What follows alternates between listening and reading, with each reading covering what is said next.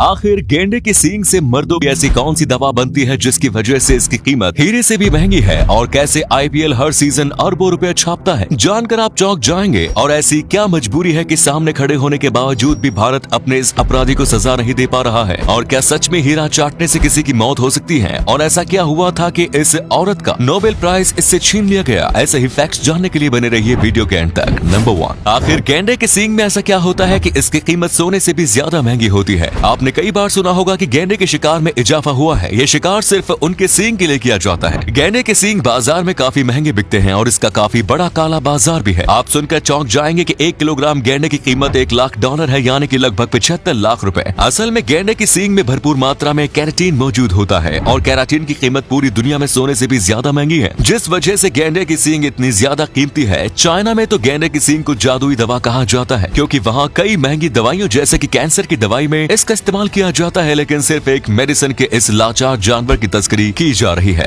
Number 2, IPL Bharat की सबसे famous cricket league है, लेकिन आखिर एडवर्टीजमेंट के अलावा कैसे आईपीएल हर सीजन में अरबों कमाता है। एडवर्टीजमेंट के अलावा आईपीएल अपने लोगों से सबसे ज्यादा कमाता है। आईपीएल के लोगों में कंपनीज अपना नाम लिखवाने के लिए करोड़ों रुपए देती है, जैसे कि अभी ड्रीम 11 ने आईपीएल में अपना नाम लिखवा रखा था। ड्रीम 11 कंपनी ने आईपीएल के इस लोगो में अपना नाम लिखवाने के लिए 1 साल का 222 करोड़ रुपए दिए। इससे पहले आईपीएल के लोगो में वीवो का नाम था, जिसके लिए वीवो कंपनी ने 5 साल का 2199 करोड़ रुपए दिए। अगर बात करें 2019 के आईपीएल की, तो उस आईपीएल में 47,500 करोड़ की कमाई की थी। लिटरली आईपीएल हमारी सोच से भी ज्यादा कमाई करती है। नंबर 3, आखिर क्यों कोई भी सरकार दाऊद इब्राहिम जैसे खतरनाक डॉन को पकड़कर भारत में सजा नहीं दे रही है। दाऊद इब्राहिम वही डॉन है जिसने न जाने कितने भारतीयों की जान ले ली। हफ्ता वसूली, ब्लैक मनी और किडनैपिंग जैसे काम दाऊद इब्राहिम के लिए आम बात थी। कहा जाता है कि जब भारत में पुलिस और आर्मी की ताकत बढ़ने लगी तो दाऊद को डर कर भारत छोड़ना पड़ा, जिसके बाद अभी वो पाकिस्तान के कराची में रह रहा है। दाऊद अभी भी पाकिस्तान में अरबपतियों वाली शान शौकत की जिंदगी जी रहा है, लेकिन क्यों भारत अपने इतने बड़े अपराधी के खिलाफ कोई कदम नहीं उठा रहा। कहते हैं कि दाऊद का उसके बुरे कामों में भारत के कई नेताओं ने भी बहुत साथ दिया था, जिस वजह से अगर दाऊद भारत आया तो कई नेताओं की पोल खुलने में देर नहीं लगेगी, और इसीलिए भारत के नेता खुद ही नहीं चाहते कि दाऊद कभी भारत आए। ऊपर से पाकिस्तान के कराची में दाऊद को आईएसआई द्वारा सुरक्षा दिया गया है। यही वजह है कि भारत आज तक दाऊद को उसके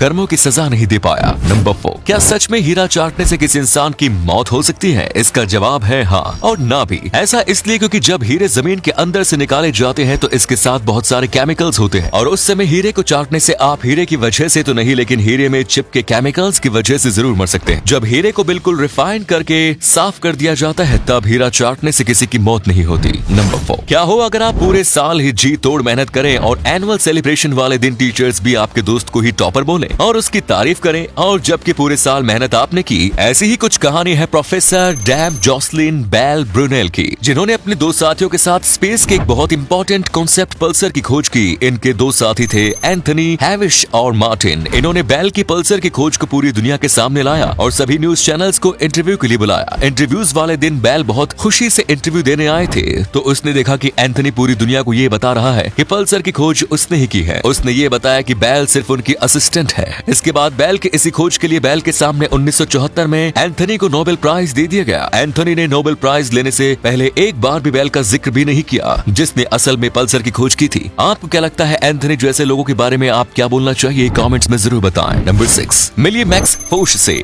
जो 7 मिनट के लिए दुनिया के सबसे अमीर आदमी बन गए थे। इन्होंने एलन मस्क तक को पीछे छोड़ दिया था। असल में मैक्स फोर्श एक यूट्यूबर है जिनके यूट्यूब पर 6 लाख से ज्यादा भी फॉलोअर्स है। असल में कहानी कुछ ऐसी है कि मैक्स फोर्श ने ब्रिटेन में अपनी अनलिमिटेड मनी लिमिटेड नाम से एक कंपनी शुरू की और उस कंपनी के 10 अरब शेयर्स इशू कर दिए और एक शेयर की कीमत 50 पाउंड रखी। लेकिन समस्या ये थी कि उस कंपनी का कम से कम एक शेयर तो बिकना चाहिए था, और इसीलिए मैक्स फोर्श ने किसी तरह एक औरत को मना के अपना शेयर बेच दिया, और शेयर के बिकते ही मैक्स कंपनी की वैल्यू 500 अरब पाउंड हो गई, और वहीं एलन मस्क की कंपनी की वैल्यू $269 बिलियन है। इसीलिए टेक्निकली मैक्स फोर्श दुनिया के सबसे अमीर आदमी बन गए। लेकिन लगभग 7 मिनट बाद मैक्स को एक नोटिस आया कि उनकी कंपनी की वैल्यू तो इतनी ज्यादा है लेकिन रेवेन्यू 0 है, जिसकी वजह उनके कंपनी को फ्रॉड मानते हुए बंद कर दिया गया। नंबर 7, कहते हैं ना, जो लोग दिल से मेहनत करते हैं और लगन से किसी काम को करते हैं तो वो कभी हारते नहीं, उन्हें अपना मुकाम जरूर मिलता है। ऐसी ही कहानी है पंजाब के मनदीप कौर की, जिन्होंने भारत का नाम पूरे भारत में रोशन तो किया, साथ ही न्यूजीलैंड में भी रोशन कर दिया। दरअसल में मनदीप कौर वही औरत है जिनके पति ने उन्हें उनके 2 बच्चों के साथ बेसहारा छोड़ दिया। पति के छोड़ने के बाद मनदीप अपने बच्चों के साथ मायके रहने रहने लगी, लेकिन वहाँ भी इनकी जिंदगी नर्क से बदतर थी। मायके के लोग उनके बच्चों और उनको ताने मारते थे, जिसकी वजह से मनदीप ने कमाने का फैसला लिया और इसलिए वो काम की तलाश की न्यूजीलैंड चली गई। न्यूजीलैंड में इन्होंने टैक्सी चलाना स्टार्ट कर दिया और इसी बीच उन्हें एक ऐसा यात्री मिला जिन्होंने उन्हें ये बोला कि अपने बच्चों के सपनों को जीना आपको खुश रहने में मदद करता है। इसके बाद से ही मनदीप ने ठान लिया कि वो अपने बचपन का सपना पूरा करके रहेगी और न्यूजीलैंड में पुलिस की जॉब पाके रहेगी। इसके बाद से ही इन्होंने टैक्सी से चलाने के साथ सपने के पीछे अपनी मेहनत की और इतनी मेहनत की कि वो न्यूजीलैंड की सबसे पहली भारतीय पुलिस ऑफिसर बन गई। वाह! तो दोस्तों, उम्मीद है वीडियो पसंद आई होगी। इसी के साथ वीडियो को लाइक करके दोस्तों में शेयर करना ना भूलें। धन्यवाद।